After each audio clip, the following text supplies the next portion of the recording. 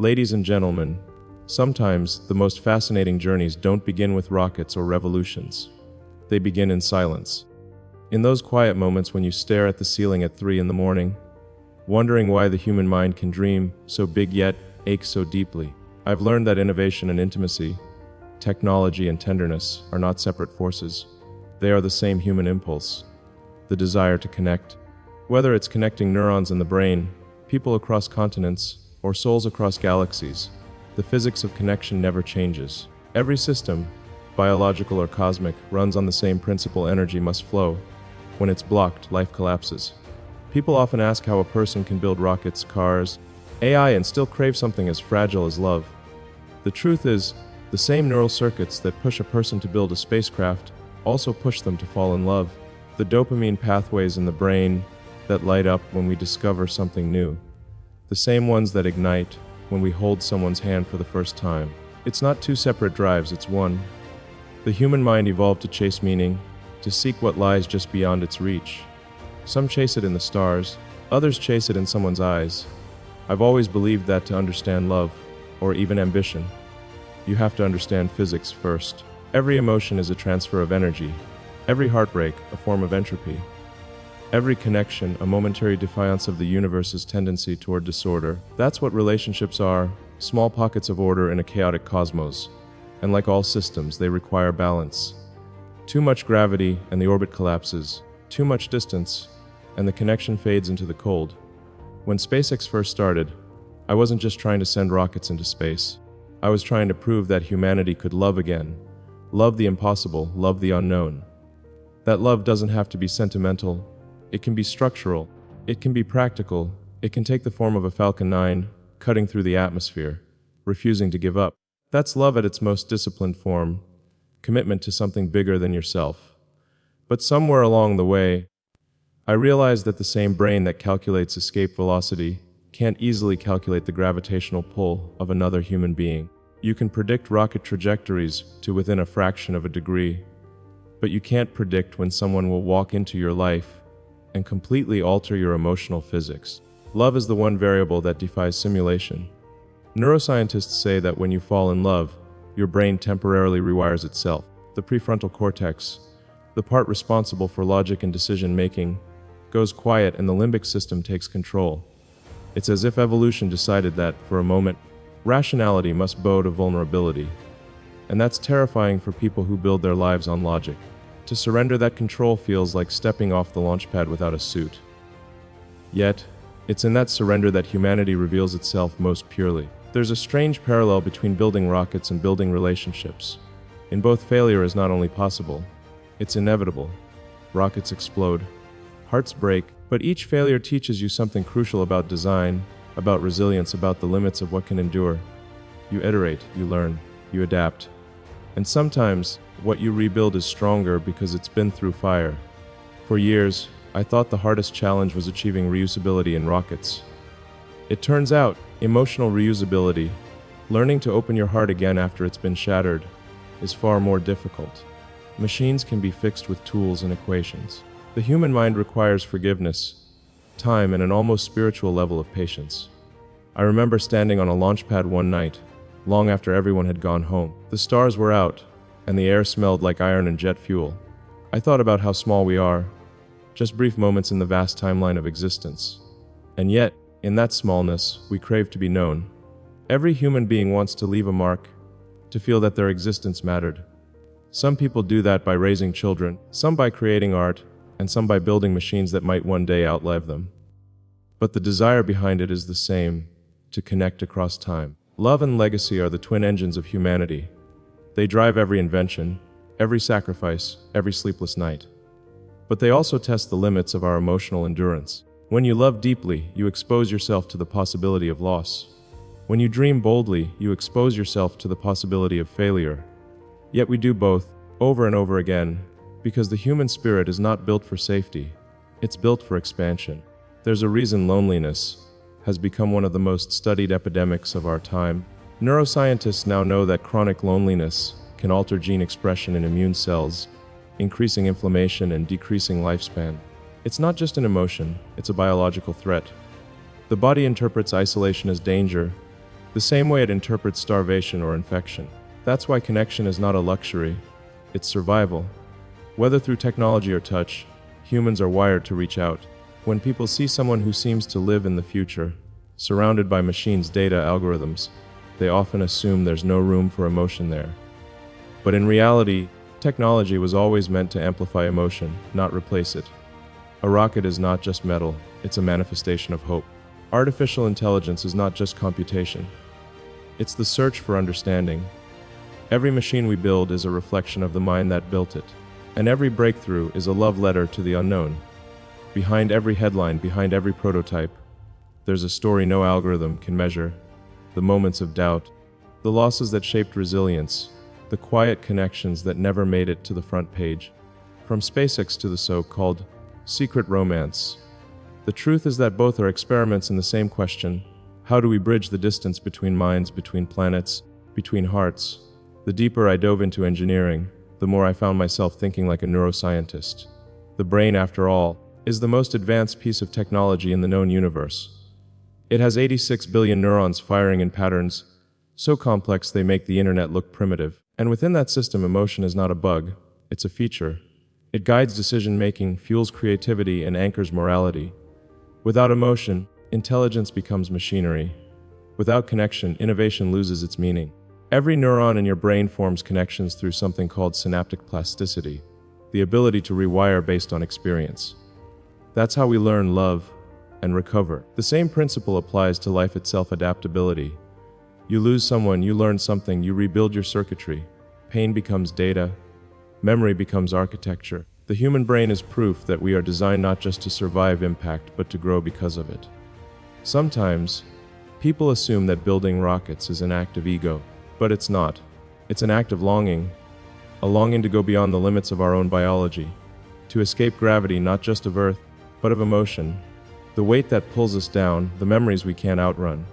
But even in space, even surrounded by silence and infinite darkness, you realize something profound: you never truly escape your humanity. No matter how far you go, your heart follows. We often talk about Mars as the next step for humanity. But what if Mars is also a metaphor? What if it represents the emotional distance we're all trying to cross? The barren, cold terrain between ambition and affection, between intellect and intimacy. Building a rocket is one thing. Building a bridge between two human souls, that's the real frontier. When scientists map the brain of someone in love, they find a pattern similar to addiction, but not in a destructive way. It's a neural loop of reward and anticipation, a biochemical conversation between dopamine, oxytocin, and serotonin. But the paradox is that love is also vulnerability. The same system that gives you euphoria can bring you pain. It's the universe's most elegant trade-off. You can't experience the fullness of connection without risking the collapse that follows. And that's okay, because every collapse teaches you how to rebuild. In truth, my life's greatest discoveries didn't come from laboratories or launch pads. They came from the quiet realization that even the most powerful technologies cannot substitute for the human need to be seen, to be understood, to be loved. The future we're building, interplanetary, AI-driven, electrically powered, must still honor the simple truth that consciousness evolved for connection. Without that, all progress is empty. That's the paradox of progress. The more we extend our reach outward, the more we're reminded of what's missing within.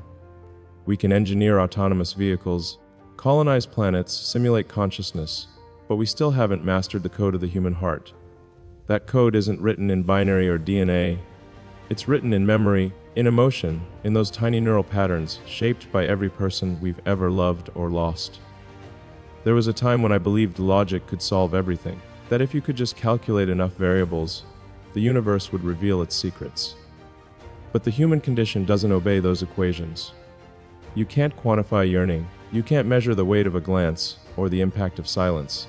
Some of the most transformative forces in life are invisible: trust, compassion, empathy, and yet they shape the trajectory of everything we do. Think about it: the first spark that led to fire wasn't just about survival. It was about warmth, about gathering around something shared.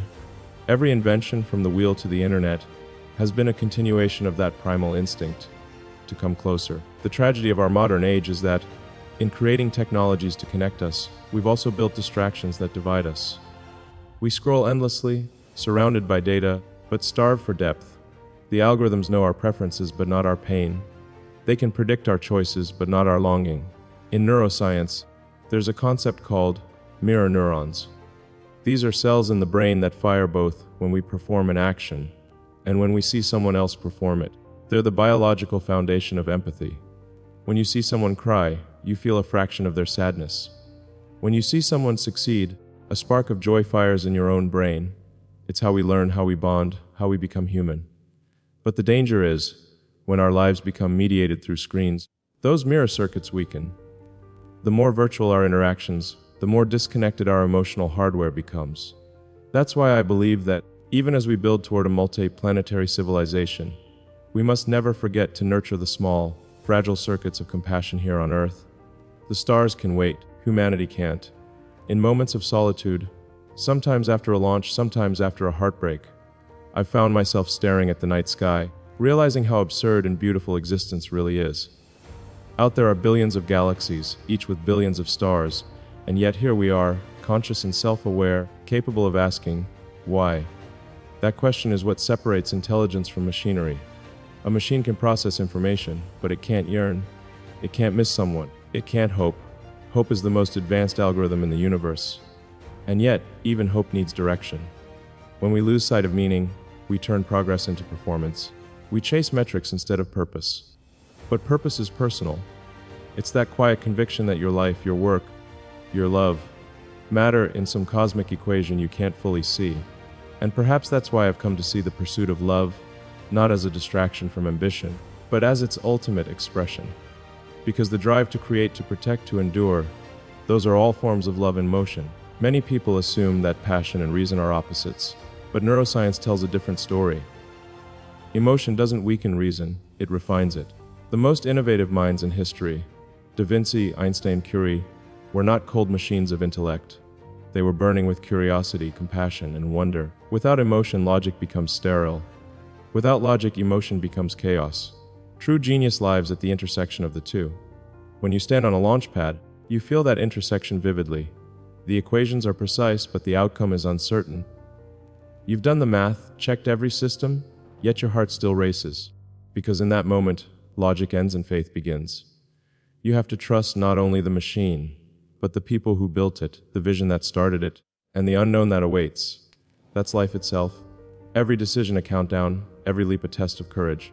I've learned that the same courage required to send a rocket into orbit is the courage required to open your heart after loss.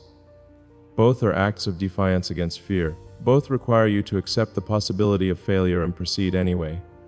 And in both, the reward isn't certainty, it's transcendence. There's a quiet kind of heroism in vulnerability. Society often glorifies strength as stoicism, but real strength is the ability to stay open in a world that keeps trying to close you.